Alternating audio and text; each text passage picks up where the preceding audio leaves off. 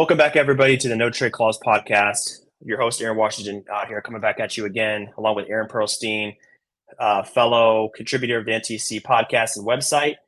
This is episode 61, where we will be discussing what is proving to be a very tight race in the Western Conference as of today. There are several teams that have not locked in their seeding position. Aaron, I think, honestly, there's only two teams right now that have locked in their seeding position. One being the Houston Rockets, all the way down at the bottom. I don't think anybody's going to out-tank them. They got it on lock, in my opinion. Yeah, And then the Nuggets up there at the top. And the team right behind the Nuggets is having a lot of issues right now, to say the least, you could say, which we'll yeah, get you could to in say a little so. bit. I'd Uh, agree. I think it's as tight as we've ever seen in a long time.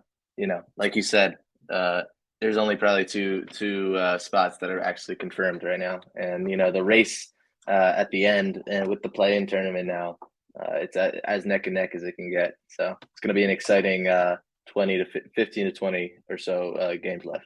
Aaron, glad to have you back on this podcast, man. Always glad to chop it up with you in another episode. Absolutely. Good times ahead for sure. And with that being said, I think it's a great time to get right into the content here, man. Uh, this is an interesting part of the schedule because in years past, this is typically where we see a few teams start to really drop off Hmm. once they realize that they're not really going to be in contention. Even a playoff spot is a long shot. We've seen teams in the past like OKC just start to take a tumble down the standings. Yep. The first half of the season, they look like a decent playoff contender, a mediocre team, and then they just kind of like the wheels fall off at the end. Some of them by their own doing, intentionally, but we'll see teams like Indiana in years past, take a tumble at the later part of the schedule. Uh, I read an article here recently. I think it was on the Athletic about the lack of tanking that we've seen so far Hmm. this season, which is why I think we're seeing such competitive basketball, especially in the Western Conference. Yep. Because even in the 13th spot right now, which looking at Basketball Reference, is Portland. Currently, as of today, today is the March 4th, we're recording this podcast. Portland is the 13th seed at 29-34. So they are 13th. They're one spot up from the Spurs, which now that I think about it, the Spurs are also pretty much locked in to their spot at 14. But, Portland is still in the mix. They're only about a game and a half behind the Pelicans right now, who are Yep. 31-33. So they have no reason to tear it down. They have no reason to tank. Dame is still playing at an extremely high level. They have a lot of vets on that team: Dame, Nurkic, Jeremy Grant. All those guys are playing at a pretty high level right now. So there's no reason to really blow it up, in my opinion, until at least the Hmm. offseason. Uh, and then, I mean, you just don't really see any teams that just 100% are saying, like, we're done. Uh, we're not talking about the Magic in this podcast, specifically the Eastern Conference, but looking on that side, you have the Magic at 27-37. They're the 13th seed, but they only have three less wins than the Wizards. And if you watch their games, they're still very entertaining. Yep. No one's sitting out, no one's resting, no one's getting low managed. So if you exclude those four teams at the bottom, like Charlotte, Detroit, the Spurs, and the Rockets, it seems like everybody else has something to play for. They're trying to win games, and it's leading to very entertaining basketball. And I think it's going to extend down the stretch of the season. So that's great to see so far. Yeah, absolutely. And a point to your kind of like we've seen a decrease in tanking. I think that's that all of that should be recognition of the NBA's attempts to affect tanking. I mean, the play-in tournament, all different hindrance of tanking has actually kind of worked, and it's made for probably one of the most competitive seasons we've seen in a long time. But I mean, yeah, the fact that there's such an amount of little games that affects, from the 7 seed to the 12 seed of the West is around 3.5 games. Is just 3 games is Right. insane, and Mm-hmm. it's going to be, none of those, like you said, none of those teams can take a step back at all. Um, they all have to be full gear because we see someone like the Pelicans earlier in the season lose someone like Zion and go on an 11 game losing streak, or someone like the Utah Jazz that's at the 9 seed right now that obviously was playing way above expectations, and now are kind of coming back to life. Yep. Or the Lakers losing LeBron James for a few weeks. These little openings are so important right now that you have to be fully healthy and fully in control and together. And that speaks to kind of statement that you said before with the second seed of the Grizzlies. Whenever you have three notifications that come from Woj uh, in one day is usually not great. And No, I'm not sure they could have picked a worse time for this all to happen. terrible timing. It's absolutely um, you know time to just put your head down and as a group get into the playoffs. And um, yeah, I think that's going to be a big effect on their where they end up maybe. Yeah, this is the time to lock in, man. So I'm with you. The timing is just terrible. You look all the way down the list of teams in the standings, and everybody has somewhere between 17 and 19 games left. So within 20 games, I mean, that's going to go by like that. It's going to be Yep. very quick the rest of the season here. In the last 6 weeks or so, we have left 7 weeks. It's not a lot of time at all, to be honest. So if guys are out or there are teams that are still trying to find an identity, I mean, this is the time right now. You got to find a way to power through. And going back to how tight it is, specifically in the West right now, you touched on it. I mean, you look at the Warriors up at the fifth seed right now with 34 wins, all the way down to 13. Portland at 13 with 29 wins. That's 5 wins separating those teams. And if you look at the Crazy. loss column, it's only 4 losses. So 4.5 games essentially between those seeds. Uh, so if we zoom in a little bit at this playoff race and we're looking at just the play-in spots. So who is going to make the play-in 8, 9, 7, 8, 9, 10, those seeds. Right now it's Minnesota, the Clippers, the Jazz, and the Pelicans. The Lakers and OKC are very close. They're both within 2 games. And then some other teams can fall in. I mean, Dallas is tied in the win column with Minnesota, and then Right. the Warriors, they're only up by like a game and a half. So just a really tight race right now. So if we're trying to figure out who is going to end up making the play-in tournament, which that's another thing. I'm really glad that we have the play-in tournament. That's another one of the reasons why, uh, like you said, tanking has been reduced in recent seasons. Mhm. Because even if you're 10, 11, 12, you're still not that far out of the race, Right. technically Exactly. speaking, which was fun to see. And uh, if we're just looking at, let's say, 9 and 10, uh, to me, there's 5 teams that are in the mix for these spots. You could also change. There's teams at the top that can fall into the spot. But really, for me, it's OKC, Portland, the Lakers, the Pelicans, and the Jazz. If we're just looking at those bottom 2 spots. So in your mind, if you had to pick 2 of those teams out of those 5, and only 2 can make the play-in as a 9 or 10 seed, based Mhm. on what you've seen recently and how the rest of the season might go, who you pick to occupy those 2 spots in the Western Conference for the play-in Yeah. tournament? Yeah. I mean, it's as tough as it can get because it's just so unpredictable. But you know, I would say the Lakers concern me obviously with LeBron James being reevaluated in around 2.5 weeks now. He's out. He's probably going to be ready for the start of the playoffs if they make it. It's Yep, definitely a big, big hit, as big as a hit as you can get for as a team. pretty But much. I really, really enjoyed their game against the Thunder when Anthony Davis was out as well. I saw a lot of continuity. Guys like Jared Vanderbilt, Malik Beasley, the guys, the new additions, really shined, and I think that they have enough to get there, get even into just the 10 seed. So, I'm going to go with the Lakers. And then I'll probably have to go with the Pelicans. I think they just have too much talent and, they're getting healthier. Jonas is coming back soon. Hopefully Zion soon. You know, but Jonas is a big addition. They now have her back. I think those are the 2 teams I'm going to go with. I feel like they're the most playoff ready, and can really battle in the trenches. You got a lot of young teams in the mix with them. Utah, OKC. That there's not a lot of playoff identity. And I would argue that the last 10 games of the season is going to be kind of playoff, playoff-esque for all these guys, for all these teams. So, 100%. we 100%. talk about like players changing in the playoffs. That last 10 games right now, the fact that there's 3.5 games that affect this, like the seeding from 5 spots, those are all playoff games now.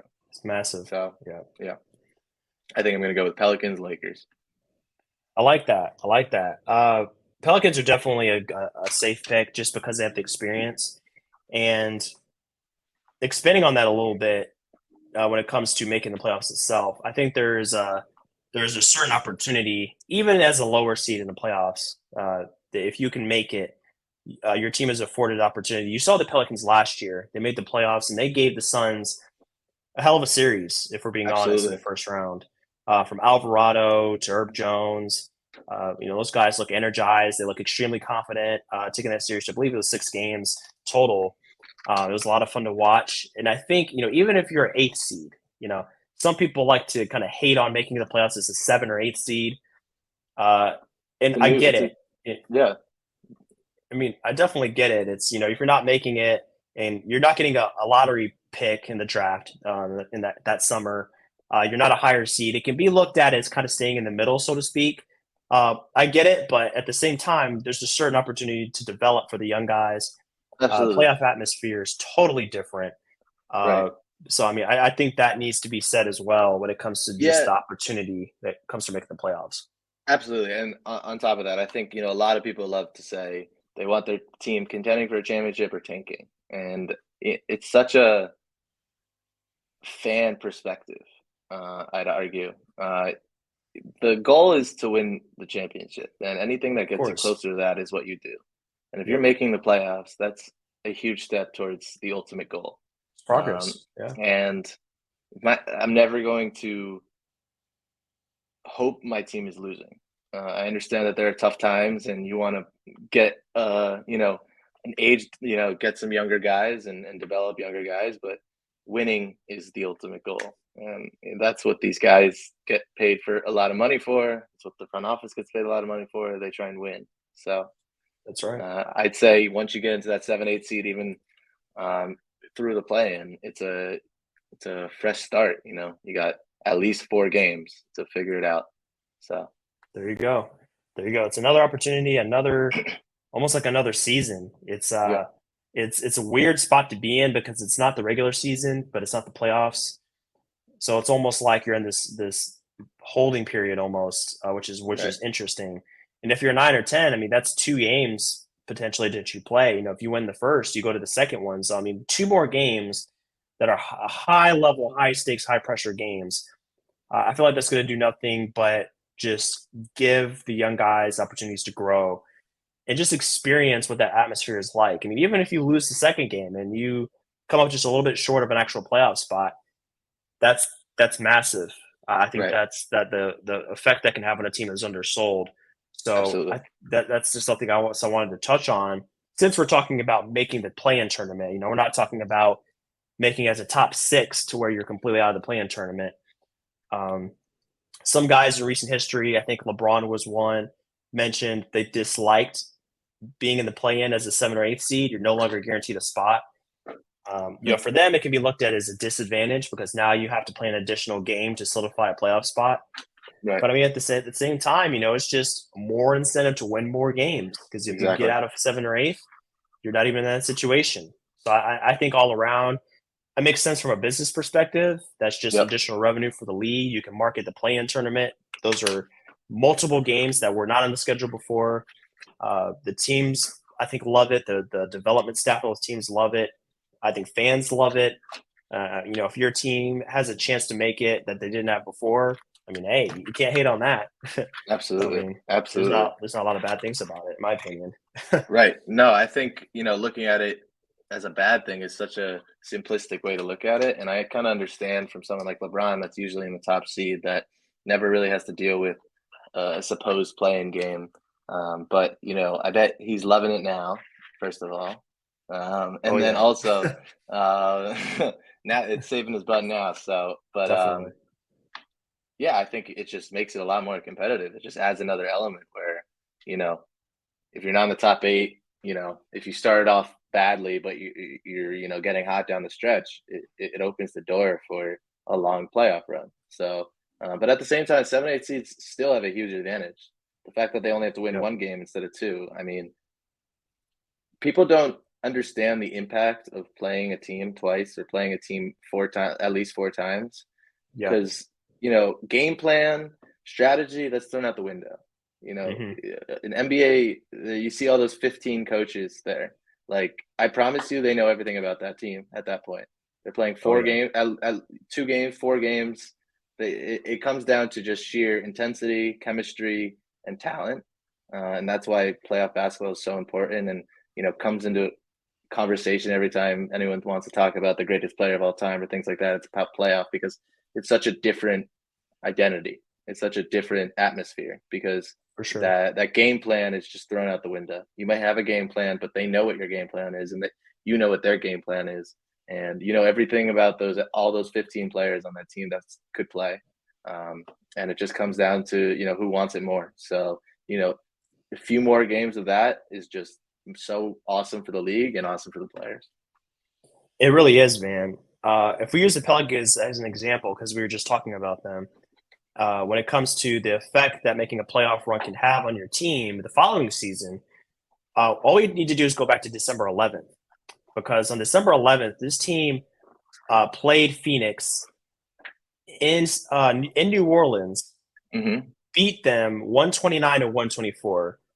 That capped off a 7-game winning streak that this team had going into December.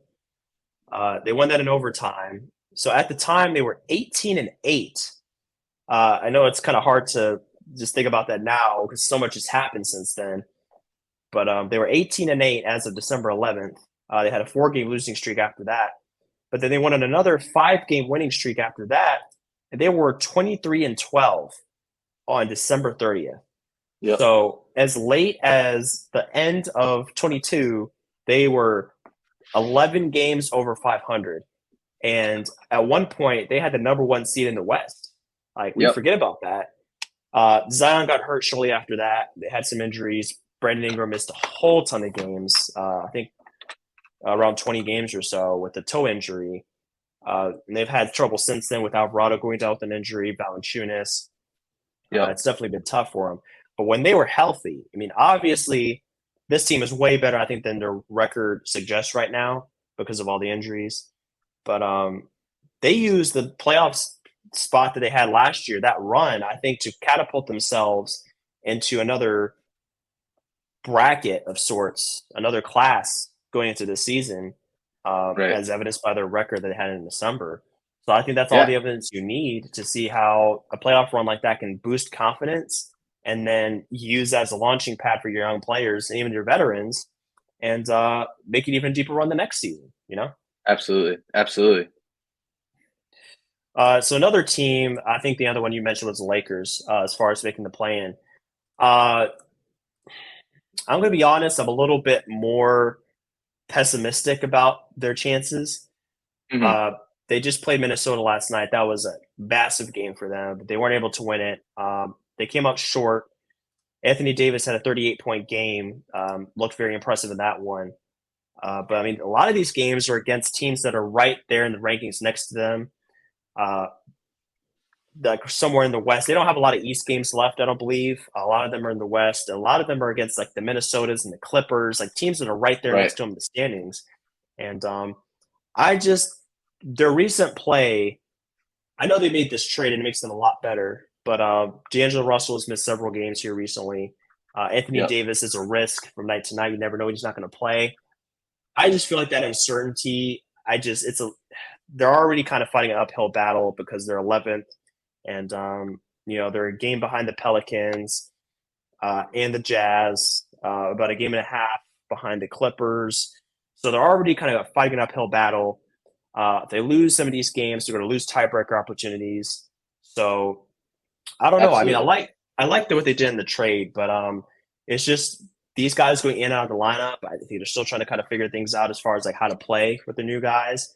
It Right. doesn't inspire a lot of confidence in me. So I think they end up as like 11 when it's all said and done. I think they get real Mm-hmm. close.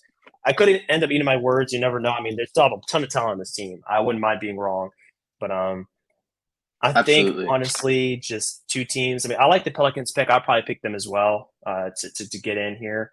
Uh, the second team, it's tough, man. I mean, if I had to pick somebody, I mean, I don't mind picking Portland to get that 10th spot. Honestly, Hmm. um, I I mean, think Dame's playing out of Dame, this world, so he is, he is. I mean, Nurkic should be back pretty soon.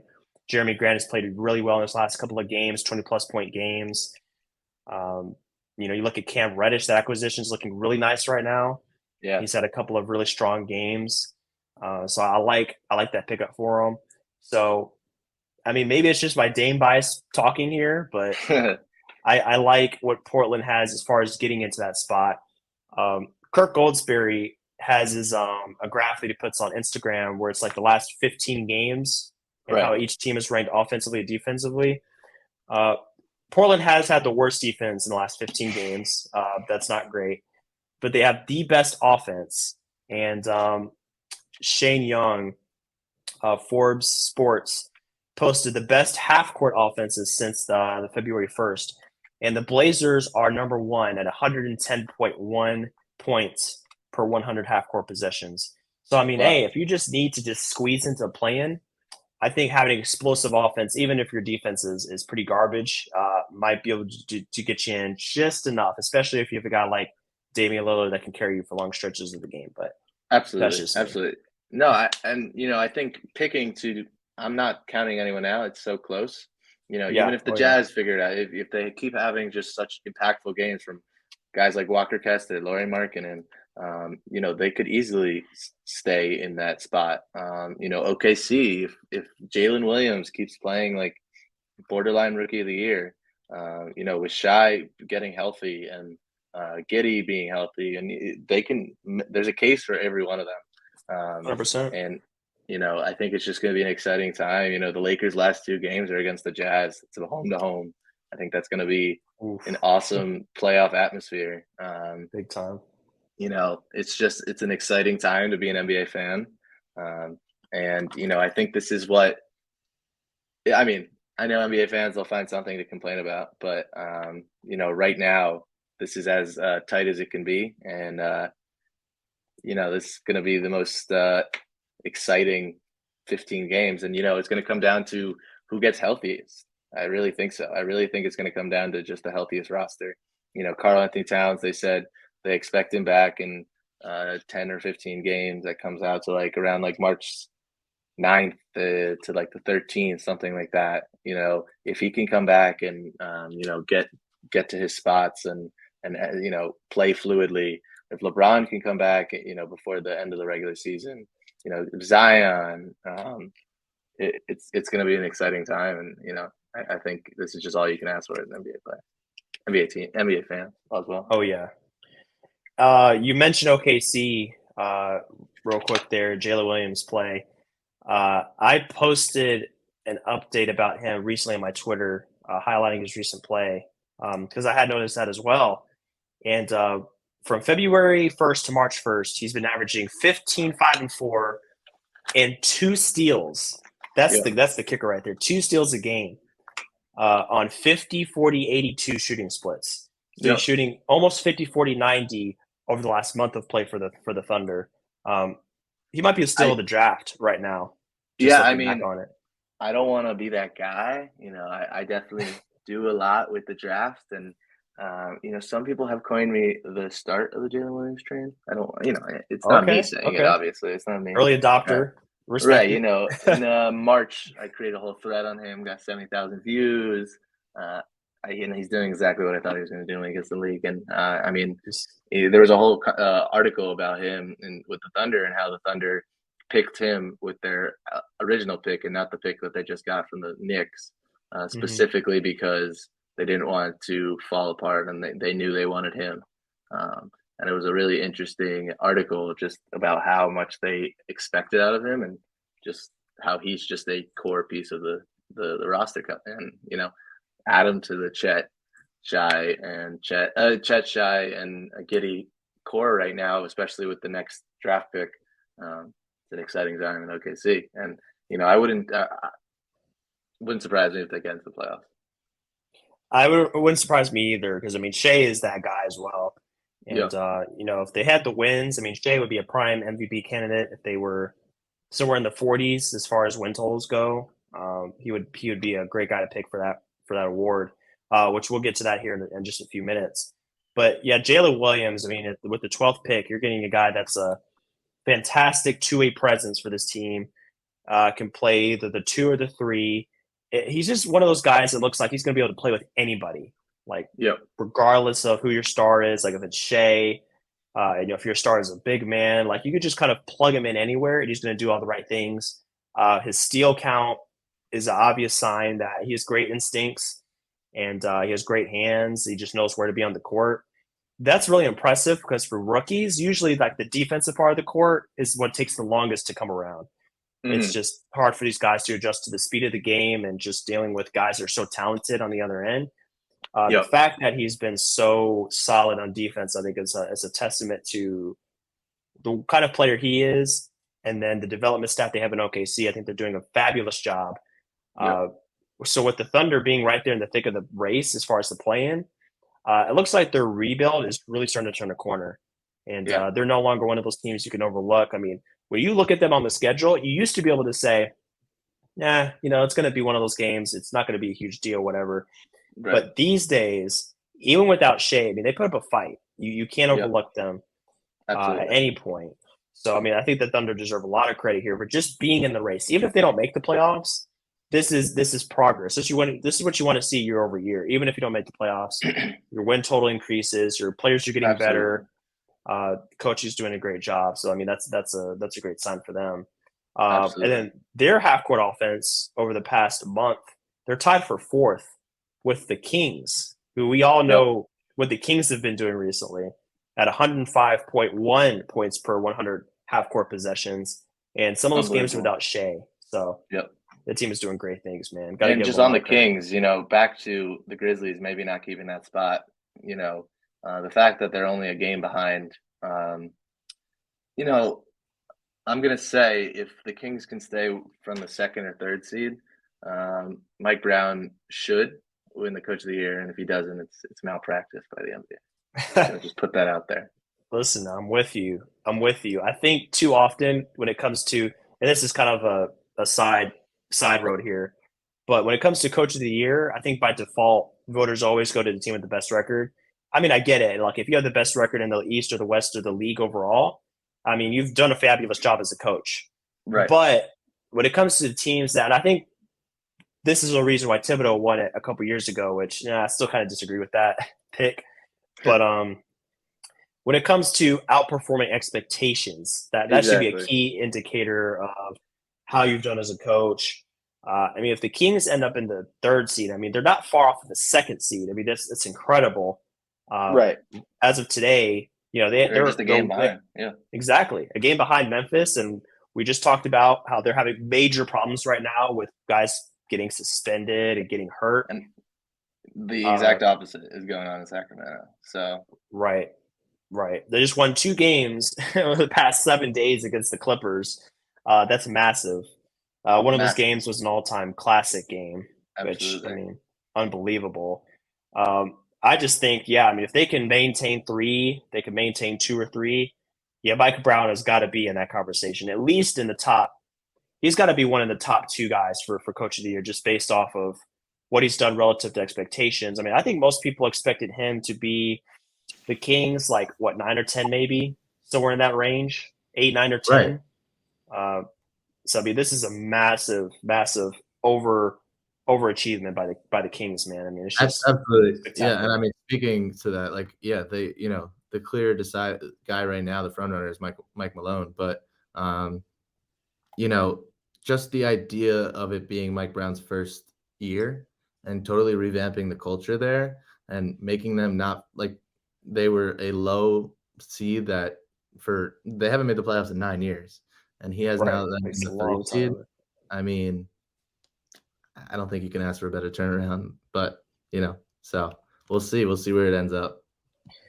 So as far as the Kings, so the Kings are in third right now. Grizzlies are in second. Sacramento is definitely still going to have some work to do when it comes to maintaining that 3 spot.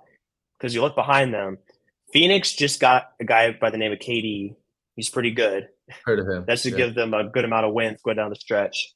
The Warriors are getting Steph Curry back, I believe, tomorrow. So they're on the rise. They're looking pretty dangerous. And the Dallas obviously just got Kyrie. Kyrie and Luca, their last game, and they dropped over 80 points as a duo. So they're extremely dangerous. So by no means is Sacramento locked up this spot. They still have to go out there and perform, which I have no doubt they will do. Right. But I think it's worth highlighting those other 3 teams because all 3 of them look like they're starting to gain some momentum there. So Sacramento is going to have to keep producing. But behind the strength of De'Aaron Fox, I think they have a great opportunity to do that. I mean, his last 10 games or so have been spectacular. He's dropping 30-point games all over the place, and he's having a fabulous season. So I think if they just kind of do what they've been doing, they'll be okay. But, hey, those teams right behind them, they're nothing to sneeze at. It's going to be a tough race for them. Absolutely. Who else do we have here? Lakers, Portland, Utah. That's another team right here in the mix. Have you seen what Chris Dunn has been doing here recently? I can't believe he's even back in the league. That was such a surprise. Yeah, absolutely. I mean, it's exciting. It's exciting. Even on a 10-day, he's just being an impactful player, and it's exciting to see. It's just a testament to that. That call could come whenever, and just staying ready. And gotta be ready. Clearly, he's as ready as can be. And he's playing efficient basketball and kind of being the guy, a little bit of the prospect that we were hoping out of Providence. So it's exciting. I mean, and Utah is just the clear example, and again, of just destroying expectations. Danny Ainge comes in, figures a great way to get Rudy Gobert and Donovan Mitchell to new homes, figures out an unbelievable rebuild of 7 first-round picks. Great young players. You got Walker Kessler, who has one of the almost the equivalent of a defensive impact statistically as Rudy Gobert did in his prime there. And the fact that there's just in the conversation in the playoff is insane. And unreal. In my prediction that it doesn't hold up. It just, the intensity is just, the veterans on the other side is just going to be too much. But there's nothing to be upset about as a Utah Jazz fan. Absolutely not. I mean, if they make the playoffs, that's great. They're way ahead of schedule. But if they don't, I mean, they've still proven that the pieces they have in place all fit. They all make sense. And that Walker Kessler, that trade for Gobert was a massive win. I mean, it's already proven to be a massive win. Yep. Getting that level of rim protection from a rookie is not something you see every day. And like you said, massive amount of picks, whole lot of picks coming their way over the next several drafts. And, the coaching staff's done a fabulous job. They've maximized what they can get as far as those veterans. They shipped off. Bogdanovich was also shipped off. Royce O'Neal was shipped off. Yep. Mike Conley. So even without those veterans in the mix, they're still going to finish with at least 35 wins or so, which, I mean, that's excellent as far as having a retooling team. Maybe not a full rebuild where it's just strip it all the way down, but a retooling to where several core pieces are gone. Absolutely. So, yeah, I mean, Chris Dunn is just another example of that, just outperforming expectations. 12 points per game, 3 boards, 4.5 assists, and similar to Jalen Williams, 2 steals per game over the 4 games he's played. So this is defense all around play coming in. Yeah. Still can't shoot, but hey, he's doing the little things. So and that's for everything. Yep, you gotta love it, man. So before we get to the MVP race, real quick, when it comes to Memphis, today it's been probably the worst day in a long time for Memphis fans. I feel for them. Absolutely. Not having Ja, not having Dylan Brooks for one game because he can't stay out of trouble. Brandon Clark out for the season with an Achilles injury, just devastating. I hate that for him. And Steven Adams still out. He's been out for a few weeks now. Right. Where do you see Memphis falling in this hierarchy here? Because, like we just said, one game up on the Kings here, I'm going to take a look at their upcoming schedule here real quick, but I mean, yeah, Tyus Jones is a great backup, and they still have some guys like Santi Aldama. They can play at the 4-5, Right. but without those guys in the mix, man, I think it's going to be an uphill battle for them the rest of the season. Absolutely. I totally agree. I think this couldn't have come at a worse time. Like we talked about before. I think just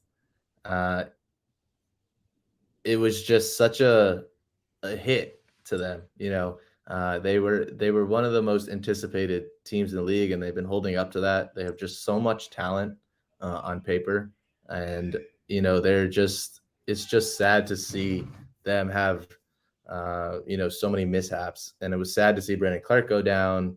Now Dylan Brooks has to play as nice as possible, considering he's already at the 16th spot with He's 20 on thin games ice. Ja, hopefully he could get his help that he wants and come back soon.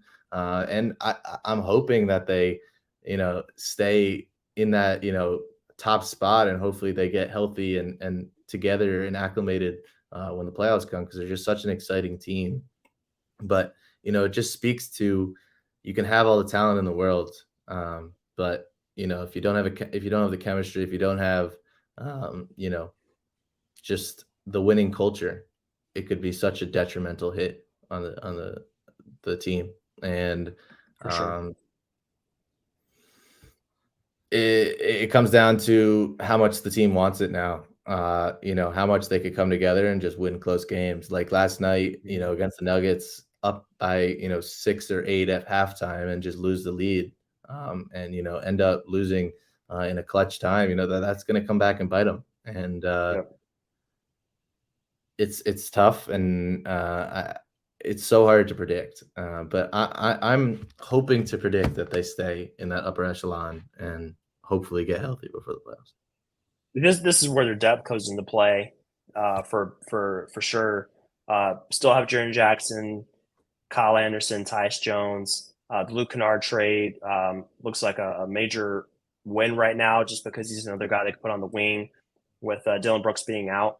So they still have some pieces to make this team go, but their upcoming schedule is not going to be easy. Their next game is against the Clippers tomorrow.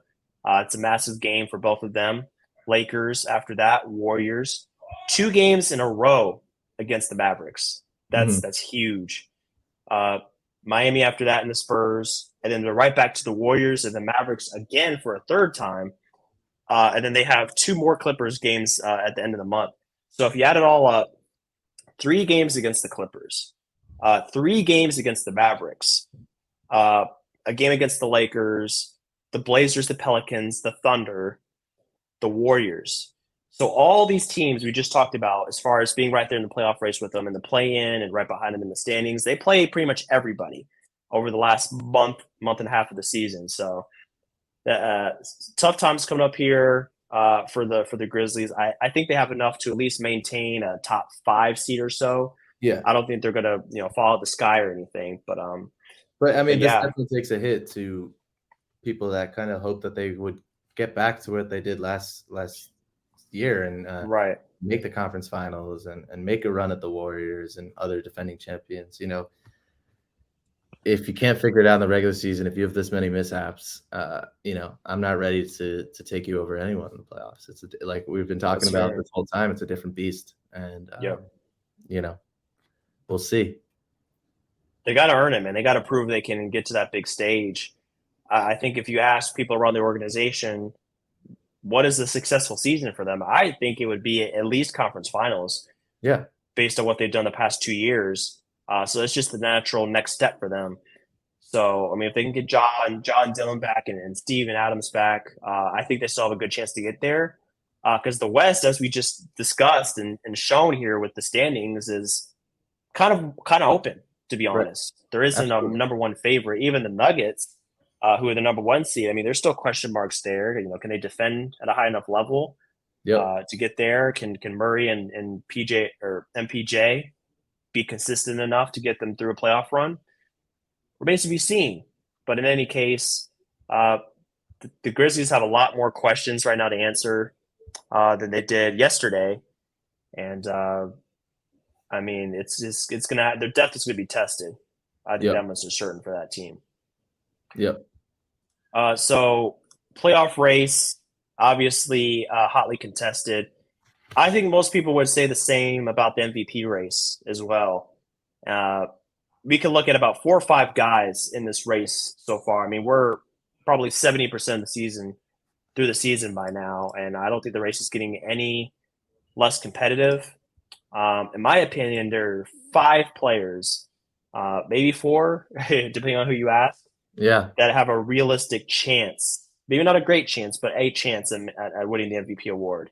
Uh, Jokic, Giannis, Embiid, Tatum, and Luka. Although Luka, I think his case has taken a hit here recently with the Mavericks going through some struggles here. But it's just it's so tough, man, because there's so many great players in this league, and you look at Jokic, all the triple doubles, the Nuggets #1 in the West. Before we get to those other guys, I mean, if I had to pick today, I'd probably pick Jokic to win it a third time. It's Uh-huh. just he has everything. The team Right. is fantastic. They had the best record in the West. They don't lose when you drop a triple double. He just hit 100 triple doubles for his career the other day. The advanced metrics are amazing. The counting stats are amazing. Everything is there. Absolutely. So, do you have? Do you want to play devil's advocate and thought another name to actually win this award, or do you think it's going to be pretty I'll straight? first say if Jokic doesn't win, I'll be very, very upset with the community and the media.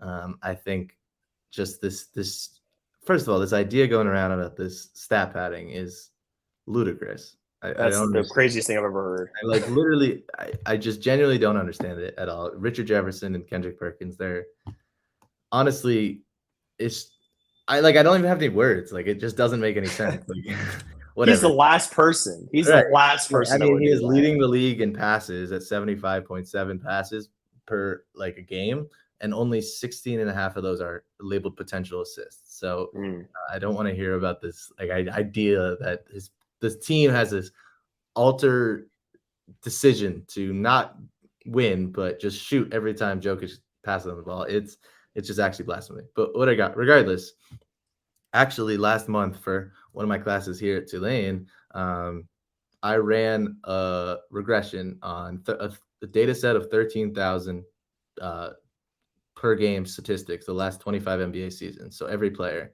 And there was a binary column of ones and zeros of MVP. So there's 25 ones. And we ran a regression, 800 lines of code on trying to find a good formula for the idea of a valuable player.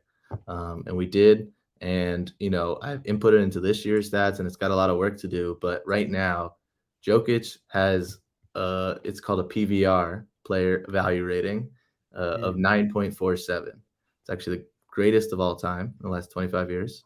Wow. Second, and the second one was Jokic last year. So it's just Wow. the equation is a very long equation that has every impact of the game that you can.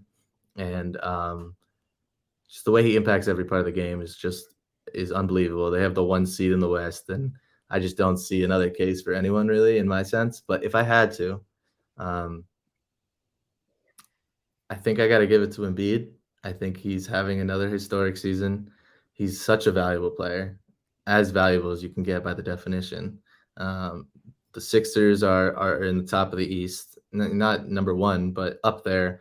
And he's just one of the most dominant players we've seen in a long time. And having that guy is as valuable as it can get. And if Jokic somehow doesn't win it, I guess I want to see Embiid win the MVP. I think it's just one of those things that he is such a valuable player, but in the climate right now, he's playing against such amazing talent that he hasn't. But if you actually look at like the way he plays, obviously his resume should have an MVP on it. Yeah, it's tough for Embiid right now because, like you said, the field is so competitive. There's so many great players. I think they're all deserving. It's just unfortunate that one player can win it per year. Right. But going back to Jokic for a second, I mean, you just pointed out those two numbers. You guys read that sophisticated equation, and it put out a higher number this year for Jokic than last year. Right. So I think depending on what you look at, I mean, the numbers are going to be different. But in certain respects, he's having a better season than he did last year when he won MVP for a second time in a row. Statistically, yeah. You look at his true shooting percentage. I know I'm just kind of like picking a random number here, but his true shooting percentage is 4% higher than last year. Yep. He was shooting great last year, but this year, I mean, he's at 70% true shooting. I think there was a statistic that came out recently on Twitter that I think he has more games, or I can't remember what it was. It was like more fouls or something like that. Some like really good number that's usually pretty low. I can't remember what it was for the life of me, but it was like some number. He has more of a certain number of something than games shooting under 50% for the field. Oh, And I right. was Yeah. and I was like, dude, what is going on here? Yeah, I remember middle of the season around the All-Star break, he shot under 50% once. Yeah, that's that was at 40% in I think a 25-point win for the Nuggets. Yeah. So you look at stuff like that, and you're just like, I don't understand how A, someone could be this good, and B, how he can not win the MVP award when his production directly leads to winning. Like, he's getting triple doubles, 25-0 when he drops a triple double. Obviously, he does everything, and it leads to winning. So why not stop? Why stop? You look at the numbers across the board. Assist percentage is up from last year, crazy impressive. Win shares per 48 are up from last year. Defensive box plus minus is higher.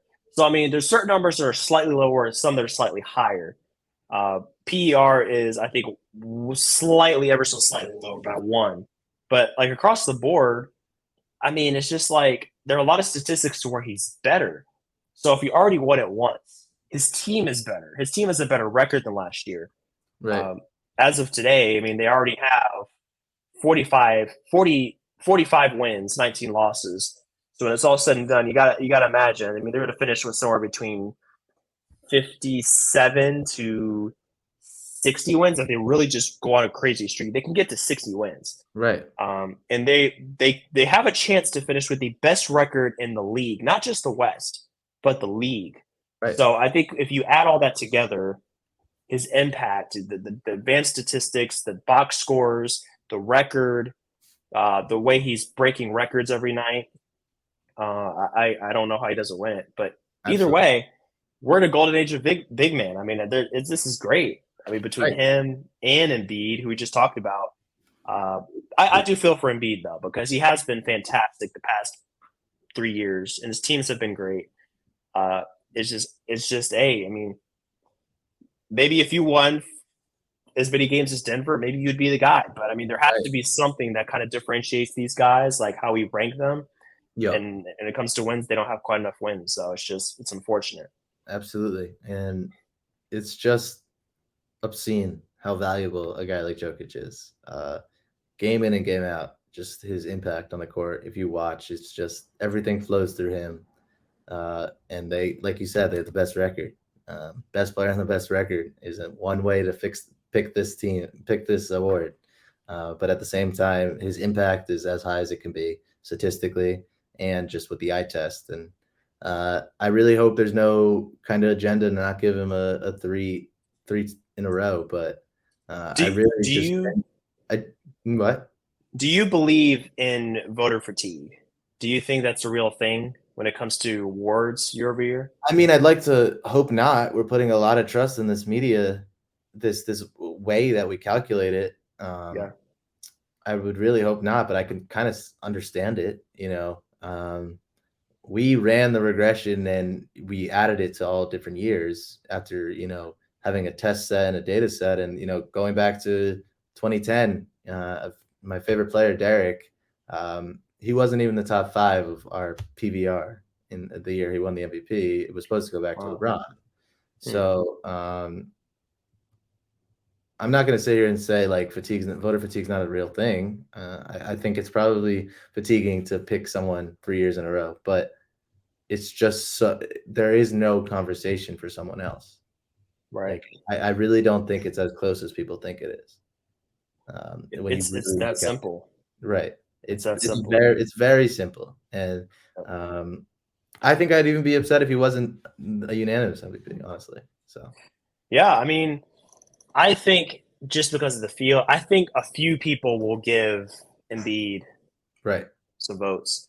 Another guy I think that will get maybe a few votes is Giannis, just because Right. I mean his team is on a 16-game winning streak right now. Absolutely. They took over the number 1 seed in the East. He's averaging 31 and 12, along with As he five should be in the assists. conversation. Yep. Yeah, 100%. I mean, his shooting numbers are a little bit down. He's only shooting 28% from three, 64% from the line. So his efficiency has dropped a little bit. I mean, if we're nitpicking, we could use that against him. But still, I mean, this is a incredibly dominant player still. The two-way impact that he has is amazing. His role as a help defender is elite. It really makes the team what it is, not just offensively, but defensively. If you go back to Goldsberry's draft or his graph of offense and defense, 15 games, Bucks are I think they're the number 1 defense in that span. Wow. So when you add all that together, I mean, yeah, he's one of the most valuable guys in the league, no question. But again, it's like we have to split hairs. I wish we didn't have to split hairs, Yeah. but we do because the race is that competitive. So for him, it's like, all right, he's a little less efficient. He's missed more games than Jokic. I think he's played 50 games. Jokic has played 56. I know it's a small margin, but hey, there has to be a reason why we pick one guy over another one, and that could be something we use. Absolutely. What about Tatum? We haven't talked about Tatum yet. And his team, up until recently, they were the number 1 seed in the East. I mean, does he have a chance? I know it's tough, but he'll be throw his name out there. How about that? He can have. I mean, I'm sure he'll be fine with that. Yeah. As long as he wins a championship and gets all NBA, I think he'll be okay with not winning the MVP. I'm pretty sure. And I mean, even in a normal year, I'd argue Donovan Mitchell has to be in the conversation. I mean, scoring 71 points, keeping the Cavaliers afloat, but absolutely, this isn't a normal year. So it's not at all. It's not normal times in the NBA in history. It's a different beast. It's only going to get more. So it is. So I think for those two guys, I mean, great seasons. I think Donovan is a great one to an honorable mention, but yeah, he's just not that all-around dominant force that these other guys are. He's kind of like that 1B. If we're doing tiers, like the 1A is the Giannis's and the Tatums and Jokic's. If we're doing a 1B, sure, I love Donovan in that role. Yep. But it's just not quite up to the level of those other guys. So we got Jokic for another year, looks like. Giannis and Embiid, great honorable mentions. I mean, Luka's going to have his time. Yep. I think eventually he's going to win one. It looks like it's trending in that direction. Yep. But right now, team is a little bit lower in the standings, so I think it hurts his case. But at some point, I'm pretty sure he's going to win at least one. He's too good not to. Definitely. Overall. Absolutely. But Aaron, I think that brings us to the end of our conversation here. Good times as always. Of course. Looking forward to what the rest of the season has in store.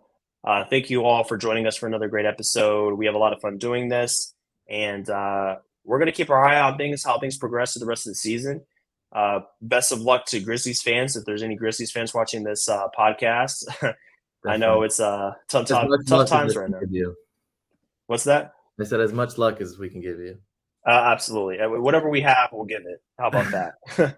That's what we'll do for you guys. But as always, be sure to check out notradeclause.com for all your CBA resources. We have cap sheets for all 30 teams. We have draft capital page where we track every team's draft picks all the way through 2029. So be sure to check out those resources as well as our podcast and our articles. We have some articles going up every now and then, some written work about a variety of topics. So we hope that you guys will check those out.